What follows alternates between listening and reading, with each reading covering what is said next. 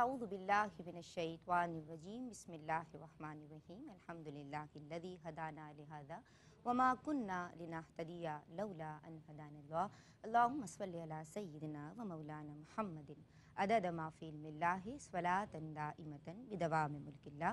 السلام علیکم ورحمۃ اللہ وبرکاتہ۔ ARYQ TV کی خصوصی نشریات شان رمضان میں ذرہ ناچیز کو ندا نسیم کاظمی کہتے ہیں، حاضر خدمت ہے۔ اور جناب آج ہم بات کریں گے اسلام اور خواتین کے اس خصوصی سیگمنٹ میں نماز کے حوالے سے۔ جناب نماز جو کہ مومن کی معراج ہے، معراج بندگی ہے، ہمارے پیارے نبی سید الانبیاء امام الانبیاء سیدنا احمد مجتبیٰ محمد مصطفیٰ صلی اللہ علیہ وآلہ وسلم کے آنکھوں کی ٹھنڈک ہے۔ جناب یہ دین کا ستون ہے، الصلاۃ و عماد الدین۔ تو سوچ لیجئے کہ عمارت بغیر پلرز کے کھڑی رہ سکتی ہے کیا؟ بالکل نہیں رہ سکتی۔ تو جو نماز کو قائم کرتے ہیں اللہ تبارک و تعالیٰ کو بڑے محبوب ہوتے ہیں، اور نماز کو صرف ادا نہیں کرنا، قائم کرنا ہے، اس تعلق سے بھی آج کلام ہوگا۔ اور یہ اسلام کا بنیادی رکن جو اللہ کی وحدانیت کے بعد ہے، اس کی کیا اہمیت ہے، کیا فضیلت ہے، ماہ رمضان میں نمازوں کو قائم کرنا کتنا ضروری ہے، اور پھر اس کی پریکٹس سارے سال جاری رکھنا ہے جناب، اس حوالے سے آج ہم کلام کریں گے۔ اور جو اسکالر میرے ساتھ موجود ہیں ماشاءاللہ مکمل اور پراثر گفتگو فرماتی ہیں، اور جب بات ہو کہ ٹھوس دلائل کے ساتھ خوبصورت گفتگو سننی ہے تو ہم ان کی جانب رجوع کرتے ہیں۔ ماشاءاللہ محترمہ امتیاز جاوید خاکوی صاحبہ آج بھی ہماری مہمان اسکالر ہیں، انہیں سلام عرض کر رہے ہیں۔ السلام علیکم۔ وعلیکم السلام۔ آپ خیریت سے ہیں؟ الحمدللہ۔ رمضان المبارک بہت بہت مبارک ہو آپ کو بھی اور سب دیکھنے والوں کو، سننے والوں کو۔ بہت شکریہ آپا۔ میری جو دوسری مہمان ہیں ماشاءاللہ فلک نعت کا یہ تابع اور درخشاں ستارہ سب خواتین کو بہت پیارا ہے، محترمہ نورین فائز کو سلام عرض کرتے ہیں۔ السلام علیکم۔ وعلیکم السلام۔ مزاج گرامی، جزاک اللہ۔ رمضان بہت مبارک ہو، آپ کو بھی اور بہت مبارک میں چاہتی ہوں کہ آپ کی خوبصورت آواز میں نعتیہ کلام سے آغاز ہو۔ ضرور۔ عطا کر دو مجھے عشق بلالی یا رسول اللہ،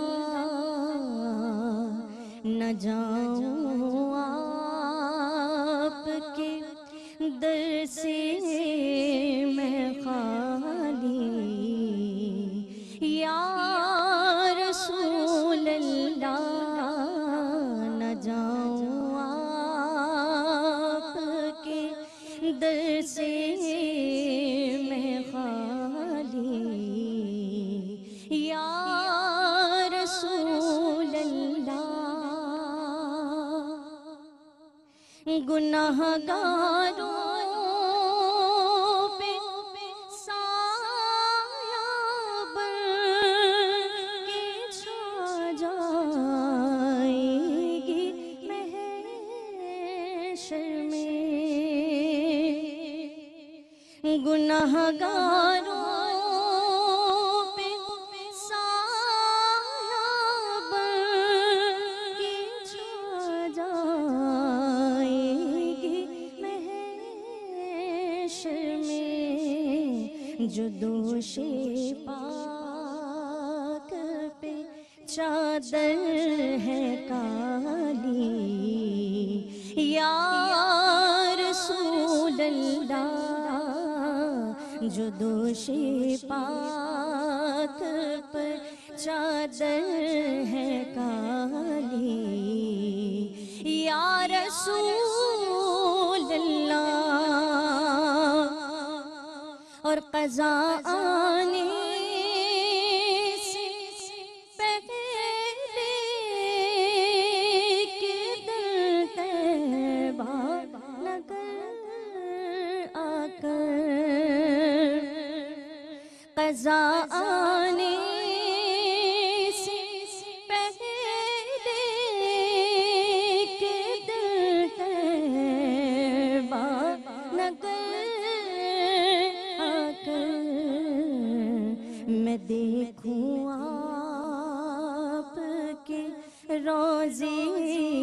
جالی یا رسول اللہ نہ جاؤں آپ کے در سے میں خالی یا رسول اللہ عطا کر دو مجھے عشق بلالی یا رسول اللہ۔ ماشاء اللہ، بارک اللہ، تقبل اللہ، اللہ تبارک و تعالیٰ قبول فرمائے۔ بہت عمدہ آغاز۔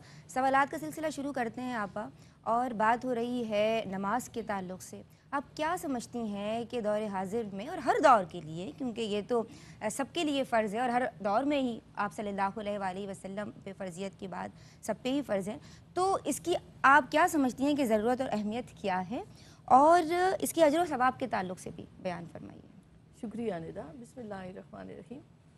دیکھیں، اللہ رب العزت نے ہمیں ایمان عطا کیا، اور ایمان کے بعد جو پہلا امتحان، پہلی کسوٹی ہے، وہ ہے اس کی بندگی بجا لانا بطور نماز، بشکل نماز۔ اور بندگی کی اعلیٰ ترین صورت ہے کہ آپ دن میں 5 وقت اللہ کی بارگاہ میں حاضر ہوں اور اپنی حاضری لگوائیں کہ میں اس خالق و مالک کو مانتی ہوں، اور ماننا ایسا ہو کہ جب بھی اس کی حضور رکھی جائے کمال خشوع و خضوع کے ساتھ سراپا التجا بن جائے۔ صلاۃ کا لفظ حالانکہ دعا کے لیے بھی آتا ہے، تسبیح کے لیے بھی آتا ہے، لیکن یہاں اسلام کا دوسرا رکن وہ نماز مراد ہے، جو اس کی بندگی کی اعلیٰ ترین صورت ہے۔ اور اللہ نے انسان اور جن کو بنانے کا مقصود بتایا تو عبادت بتایا، اور عبادت کی اعلیٰ ترین صورت نماز ہے۔ ٹھیک، ہم دیکھتے ہیں اللہ رب العزت نے سورہ بقرہ میں ابتدا میں فرمایا ھدی للمتقین الذین یؤمنون بالغیب ویقیمون الصلاۃ۔ اب ایک طرف تو یہ متقی لوگوں کی نشانی بتائی گئی کہ وہ ایمان لاتے ہیں اور نمازوں کو قائم کرتے ہیں۔ دوسری طرف آپ دیکھیں تو وہی بات جو میں نے کہی کہ ایمان کے فوراً بعد ذکر آ رہا ہے کہ اب نماز قائم کرنا تم پر لازم ہو گیا۔ اور قرآن مجید کی ابتدا ہی اس بات سے ہو رہی ہے کہ پہلی نمازوں کی تو پابندی کرو، پھر اس قرآن سے ہدایت لو، صحیح، پھر قرآن اپنا نور جو ہے وہ تم پر آشکارا کر دے گا۔ ٹھیک پھر آپ دیکھیں تو ہر نبی کی شریعت کا لازمی جز نماز رہی۔ ٹھیک، حضرت ابراہیم علیہ السلام کی دعا جو آج ہم تشہد میں بھی پڑھتے ہیں، رب جعلنی مقیم الصلاۃ ومن ذریتی۔ صحیح۔ پھر آپ دیکھیں تو حضرت موسیٰ علیہ السلام کے لیے حکم ہوتا ہے اقم الصلاۃ لذکری، کہ نماز قائم کرو میری یاد کے لیے، میرے ذکر کے لیے، تاکہ یہ ذکر کبھی ٹوٹے نہیں، کبھی اس کی لڑی ٹوٹنے نہ پائے۔ اور جو میں بات کرنا چاہ رہی ہوں کہ اقیم الصلاۃ کا ذکر 80 بار آیا، نماز قائم کرو، واقیم الصلاۃ وآتوا الزکاۃ وارکعوا مع الراکعین۔ رکوع کہاں آ گیا ہے؟ نماز میں ہی آ رہا ہے۔ 2 دفعہ تاکید نماز کی آ رہی ہے اور 1 دفعہ بیچ میں زکوٰۃ کی آ رہی ہے۔ 700 سے زیادہ مرتبہ نماز کا ذکر آتا ہے قرآن مجید میں، اور 80 مرتبہ تو حکم آ رہا ہے کہ یہ کرو۔ اور نماز کی اقامت کا آ رہا ہے، جو آپ نے بھی کہا۔ اقامت کیا ہے؟ کہ تمہارے عمل میں اتنی مداومت ہو، اتنی ہمیشگی ہو کہ چاہے تم پر آرے چل رہے ہوں، تمہیں نماز بھولے نہیں کہ میں نے اللہ کی بارگاہ میں سجدہ ریز ہونا ہے۔ اور ایسی مثالیں اسلاف میں، تاریخ میں موجود ہیں جو انہوں نے اپنے عمل سے پیش کی۔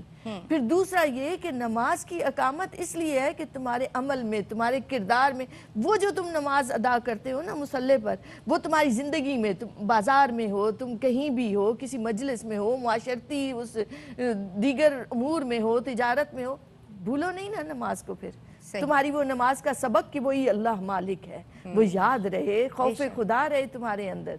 تیسرا یہ کہ معاشرے میں بھی تو وہ نظام قائم ہو، وہ نظام عدل کا ہے، ظلم اور زیادتی کو ختم کر دینا، اور اس اللہ کا حکم ہر طرف ہو جائے۔ آپ دیکھیں تو عرب کیوں اس بات پر سیکھ پا ہو جاتے تھے؟ ایک کلمہ تھا چھوٹا سا، مگر وہ جانتے تھے کہ اس کلمے کا مطلب کیا ہے، لا الہ الا اللہ محمد رسول اللہ، کہ بندہ اسی کا ہو جائے۔ بے شک بے شک، اللہ تبارک و تعالیٰ نے عرش پہ بلا کے حضور کو جو ہے، یہ تحفہ معراج بھی ہے۔ مجھے یہ بتائیے کہ حضور نے کیا فضائل ارشاد فرمائے ہیں؟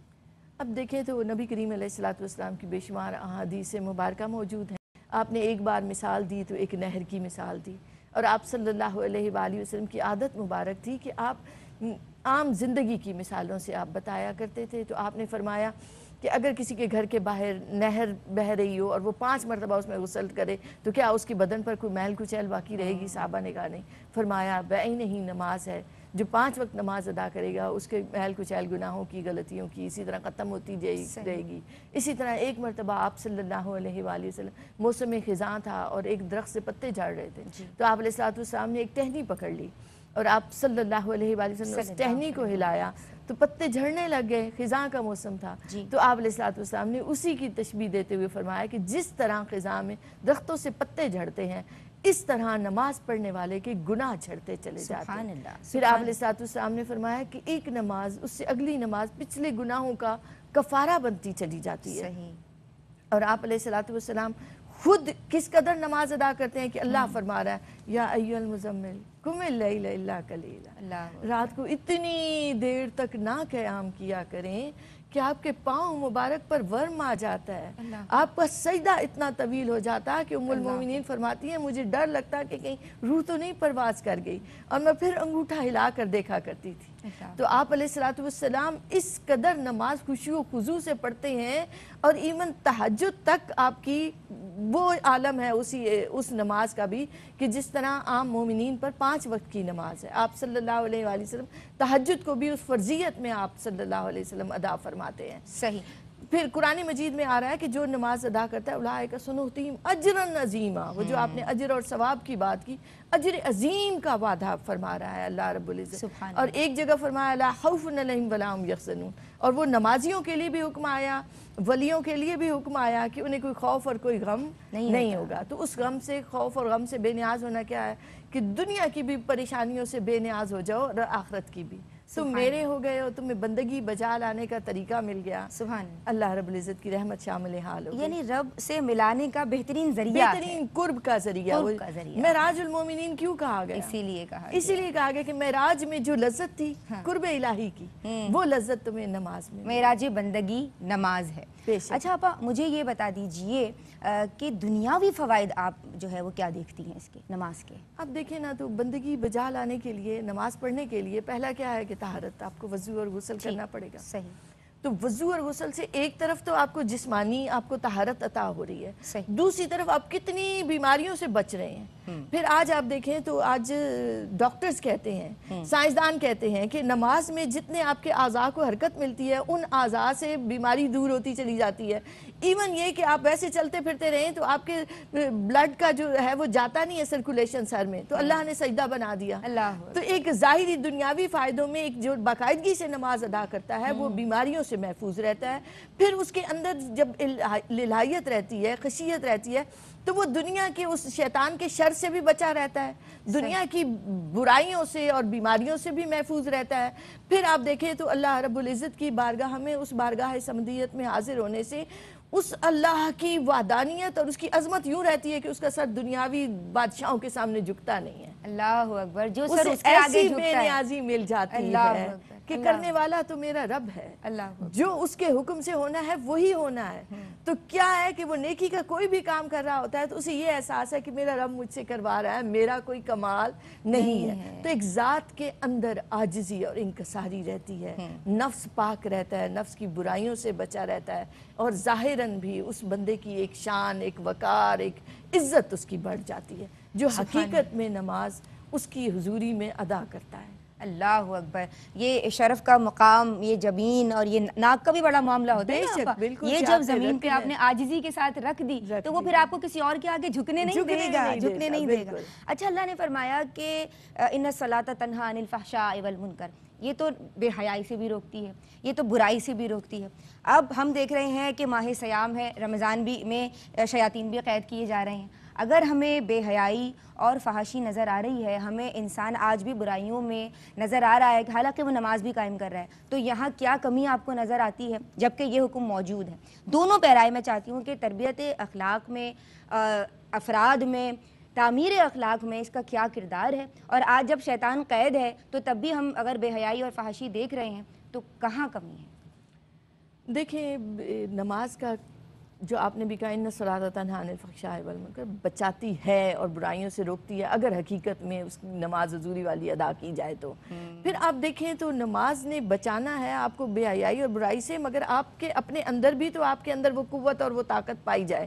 اور آپ جب نماز ادا کرتے ہیں تو مردوں کو باجماعت کا حکم ہے, ایک ہی صف میں کھڑے ہو گئے محمود ہویا, نہ کوئی بندہ رہا نہ کوئی بندہ نواز، تو تکبر کے بت بھی تو توڑو اپنے اندر سے، فخر اور غرور بھی تو توڑ دو. تمہارے پاس حسن ہے، مال ہے، علم ہے، جو کچھ بھی ہے اس اللہ کا عطا کردہ ہے، تمہارا اپنا کوئی کمال نہیں. پھر کندھے سے کندھا ملتا ہے نا تو ایک دوسرے کے دکھ سکھ کا احساس ہوتا ہے، ایک دوسرے کا پتہ رہتا ہے، اہل محلہ ایک دوسرے کی خبرگیری کرتے ہیں، کس گھر میں بھوک ہے، کس گھر میں افلاس ہے. اور یہ جو روزہ عطا کر دیا، یہ کیوں عطا کر دیا کہ دوسروں کی بھوک پیاس کا بھی تمہیں احساس رہے. پھر آپ دیکھیں تو روح بندگی کیا ہے. سورۃ الماعون میں فرمایا فویل للمصلین، نماز ادا کرنی تباہی ہے، بربادی ہے کن کے لیے؟ جو اپنی نمازوں کو بلا بیٹھے ہیں. اور اس پوری سورہ مبارکہ کا آپ مضمون دیکھیں، یہ وہ شخص ہے جو یتیموں کو دھکے دیتا ہے، مسکین کو کھانا کھلانے کی ترغیب نہیں دیتا، مانگنے کی چیز آرہتاً ہمسائے کو نہیں دیتا. تو روح بندگی، روح نماز کیا ہے کہ تمہارا عمل، تمہارا کردار اس کی عین شکل بن جائے. ٹھیک ٹھیک. کونوا مع صادقین، کونو کا وہ جو مطلب ہے نا کہ ہو جاؤ نا، پھر سراپا نماز ہو جاؤ تم بھی، کہ تمہارا ہر عمل اس بات کی گواہی دے رہا ہو کہ اللہ کو مان لیا. فوائل للمصلین کا پیغام ان کے لیے کہ جو لوگوں کے ساتھ خوش اخلاقی سے یا وہ مانگنے کی چیز انہیں نہیں دیتے، برتنے کی چیز انہیں نہیں دیتے، یعنی میسیج جو آج کی گفتگو سے مجھے ملا، ہم سب کو ملا اور لینا چاہیے میں سمجھتی ہوں، وہ یہ کہ سوشل ڈسٹینسنگ تو ہے، حالات بہت اچھے نہیں ہیں، لیکن آپ نے اپنے پڑوسیوں کو، ان لوگوں کو کہ جو دنیا کی خوشیوں سے یا دیگر سہولیات سے محروم ہیں، آپ نے ان کو نہیں بھولنا، سب کو اپنی خوشیوں میں شامل کرنا ہے. بہت شکریہ آپا آپ کا. ناظرین آج کے پروگرام کو یہیں سمیٹ رہی ہوں. بہت شکریہ نورین فائز آپ کا، اور پروگرام کا اختتام آپ کی خوبصورت آواز پہ ہوگا. میری جانب سے فی امان اللہ. کرم تاجدار مدینہ ہو، کرم تاجدار مدینہ، میں بھی دیکھوں دیار مدینہ ہو، کرم تاجدار مدینہ، مدینہ ہو کرم تاجدار مدینہ. شہر طیبہ میں مسکن ہو میرا، خاک طیبہ ہی مدفن ہو میرا. شہر طیبہ میں مسکن ہو میرا، خاک طیبہ ہی مدفن ہو میرا. جان و دل کو نثار مدینہ ہو، کرم تاجدار مدینہ، مدینہ ہو کرم تاجدار مدینہ. اور اشک آنکھوں سے جو بہہ رہے ہیں، داستان علم کہہ رہے ہیں. اشک آنکھوں سے جو بہہ رہے ہیں، داستان علم کہہ رہے ہیں. اب دکھا دو مدینہ ہو، کرم تاجدار مدینہ، مدینہ ہو کرم تاجدار مدینہ. میں بھی دیکھوں دیار مدینہ ہو، کرم تاجدار مدینہ، مدینہ ہو کرم تاجدار مدینہ.